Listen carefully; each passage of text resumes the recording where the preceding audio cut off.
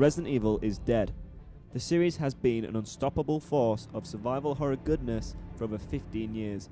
For a long time it was a brand that rarely failed to impress, particularly in its main series of games. Fans and critics praised Resident Evil 4 for reinventing the third-person shooter, the 2003 title going on to influence games like Gears of War and Dead Space. Unfortunately, despite great sales, Resident Evil 5 didn't receive the same praise as its predecessor.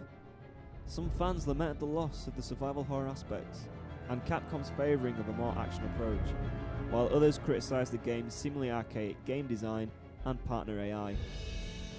Now Resident Evil 6 is here, supported by a hefty budget from Capcom, and with the return of popular character Leon S. Kennedy fighting his first zombie horde since Resident Evil 2, things might be on the up for this dwindling brand. Back for more? So, have Capcom developed another defining title that will go on to influence future games, or is history repeating itself? Is Resident Evil once again in need of a makeover? Another round.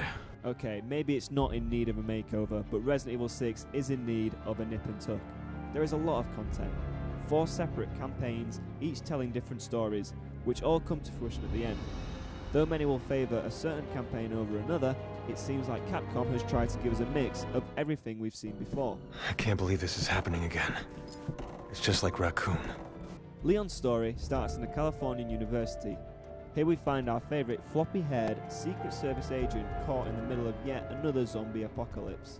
I just shot the president. He had already been infected by the time we found him. Leon did what he had to. He saved my life. However, instead of being in the town after the virus outbreak, Leon and his newfound partner, Helena Harper, are there from the beginning, referring back to the opening cutscene of Resident Evil 3, Nemesis. Hannigan was right. Everything's gone to hell. Instead of having a president's daughter to save this time, Leon has teamed up with Helena to find out who has caused the outbreak and where this new C virus has come from. Helena claims responsibility for the outbreak from the get-go, and the mystery surrounding her involvement is the focal point of Leon's campaign. You're gonna tell me everything once we get to the cathedral. Deal? On the other side of the globe, we find yet another series veteran, Chris Redfield. Now fronting his own BSAA team, Chris and wannabe leader Pierce Nivens find themselves in China, where a biohazard outbreak has just begun.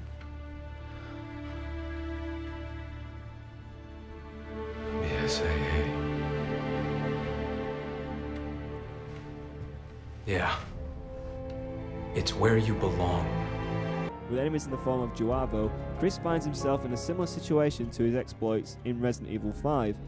Compared to Leon's campaign, which opts for scares and the macabre, Chris's tale is more action-orientated.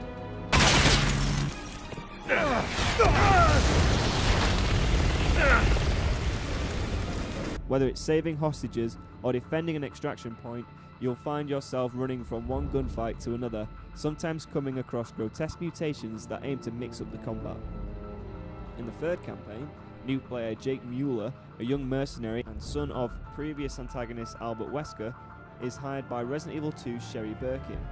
Now a government agent, Sherry believes Jake's blood is the answer to the terrorist threat posed by Neo Umbrella. Wait, what? You could be the key to saving this world, Jake Mueller. Save myself first.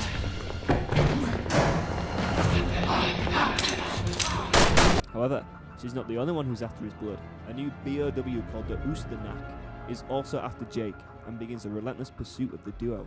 This is obviously a reference to the Nemesis and the Tyrant that pursued Sherry in Resident Evil 2. Okay, we go with your plan. The fourth and final act features the much-loved Ada Wong. This campaign is the only one where you can't have cooperative play, and it isn't available from the start of the game. Her story focuses more on what's going on behind the scenes of the other campaigns. Featuring more riddles and stealth elements, Ada's campaign is the most different. You've got my prints on file. You're not playing around, are you? Each campaign has 5 chapters, all of which last from 1 to 2 hours each, averaging around 30 hours of gameplay. With the return of Mercenaries mode and numerous in-game collectibles, there's plenty of content to keep you playing. Tell the men we're moving out. So essentially, With Mercenaries included, Resident Evil 6 is 5 games in one. However, there is a lot of junk. But even if Capcom had cut some of it out, Resident Evil 6 is no pioneer of the action genre. As for being a cinematic survival horror, I think it's fair to say that Dead Space currently holds the #1 spot for that genre. In Resident Evil 4, the enemies were coordinated and this made them deadly and in some cases unpredictable. In Resident Evil 6, enemies are brain dead. I know, right? They're zombies, of course they are, but that's beside the point. They lock onto a victim, often favouring the player over AI control partners, and they will ignore all of the targets until they lose sight of their original prey or are shot at by someone else. In some instances, Joavo enemy types have been seen standing next to a potential target, but so focused on firing their weapon at someone else who's behind cover. That's poor programming if you ask me. You have to play the game on veteran to get a real challenge. Ammo and health drops aren't as frequent, so every bullet counts. However, sometimes it's worth holstering your gun and acting all Jackie Chan on the zombie horde. The melee combat is unbalanced, but in favour of the player. You can destroy one of the walking corpses into a bloody mess with 2 or 3 well-placed punches. You can quickly counter by squeezing the right trigger when prompted.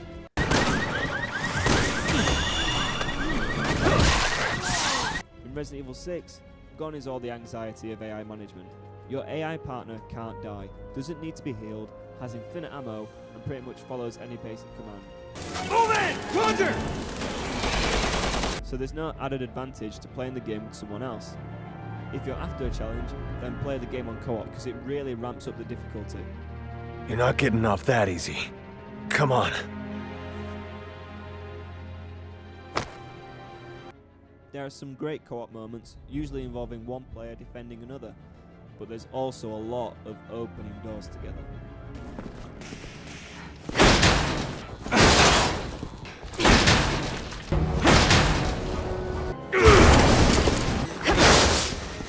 Skills are another new addition.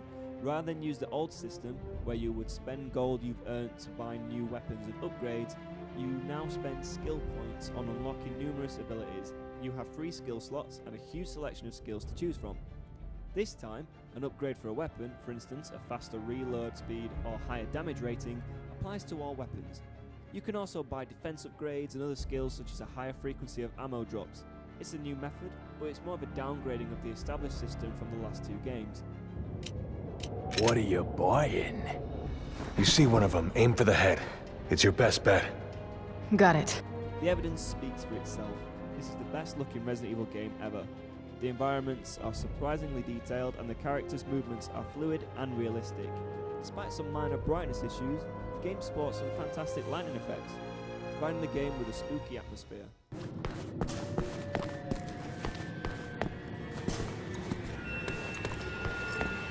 Not my lucky day. Shooting zombies and Joavo has never looked so good. Bullets actually puncture the flesh, and the mutations, albeit very silly, look and sound extremely painful.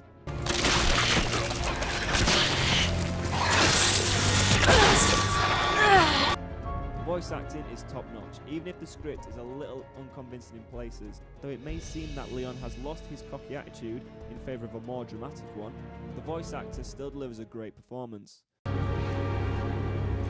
My daughter! She's all alone! If we don't do something... All right, I get it. But if you don't keep it down, you won't live to save her. You understand? I'm a huge fan of the classic Resident Evil series. I loved Resident Evil 4, but I was upset to say goodbye to the old gameplay. It seems that Capcom aren't struggling to let go.